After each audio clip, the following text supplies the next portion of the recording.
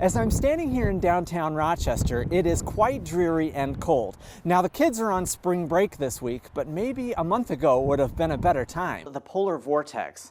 Now there's a large area of cold air that is always spinning near the poles, and that air is typically kept... Yeah, Annalise, sirens sounded across Charles City and southern Floyd County shortly after 1 p.m. on Thursday as law enforcement... And that moisture has caused a return of stream flow to local rivers, like the one behind me, a sure sign of drought improvement. The snow ratio is defined as the amount of snow when melted down that makes 1 inch of water. 20 minutes of lead time to get into your safe place. I would head that way now as that storm slowly makes its way towards you. Again, Wanamingo within the next 2 to 3 minutes, 7 getting a little bit weaker. But again, we do want to be vigilant because that could intensify as it moves further to the east. Sean, have you gotten any reports or seen anything from here? We've got a couple kids over here that are about to go down the slide, but I'm going to cut in line in front of them. Live in Rochester, meteorologist Travis Clark-Smith, KIMT News 3. Travis, we want to see you go down. Hey, there we go. Hey there, Jess. We are just entering the town of Alden in Freeborn County, and right now things are not too bad, but we are trying to stay ahead of this line of storms. But earlier today, Senator Amy Klobuchar and others discussed the implications not only for our country, but also the state of Minnesota.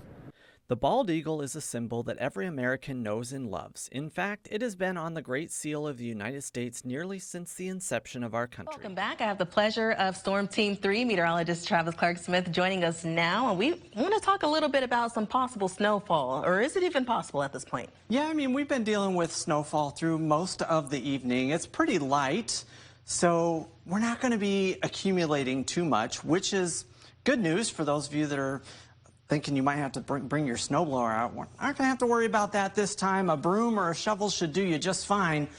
But let's take a look at area roadways. Things are looking actually pretty decent right now as temperatures are in the upper 20s to the low 30s. 31 degrees in Mason City, looking over I-35. 27 in Owatonna, 26 in Zumbrota. And traffic, as we've seen go across these cameras every so often, looks to be moving pretty smoothly as we take a look at area DOT road conditions.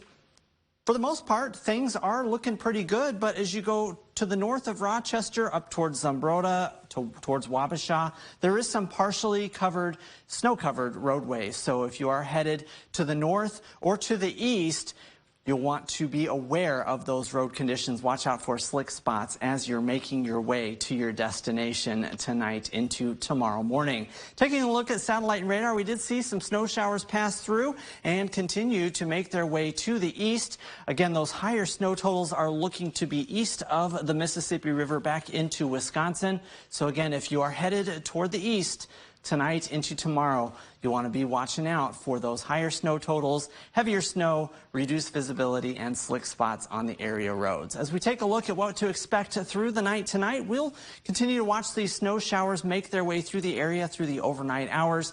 By 5 a.m., the majority of that snow should be east of the river. However, we could see a few stray snow showers and flurries through the rest of the morning into the afternoon hours on Sunday. Otherwise, just a cloudy day with winds shifting around to the northwest, and they will begin to increase through the day on Sunday, which will blow some of that snow around and, of course, make those temperatures feel much, much colder as we have a blast of Arctic air making its way towards us through tomorrow night into Monday morning, just in time to head back to work and school on Monday. So total snowfall for the evening, most of us about a trace to an inch. Further to the south and west, might not see any snow at all. But if you are, again, headed toward the east, we could see up to 2 inches of snow. Some spots could see up to 3 inches of snow, especially north of I-94. But the big story beyond the snow is the wind as we go through the day tomorrow. Winds will start to pick up in the morning. By the afternoon, we'll be gusting up to 35 miles per hour,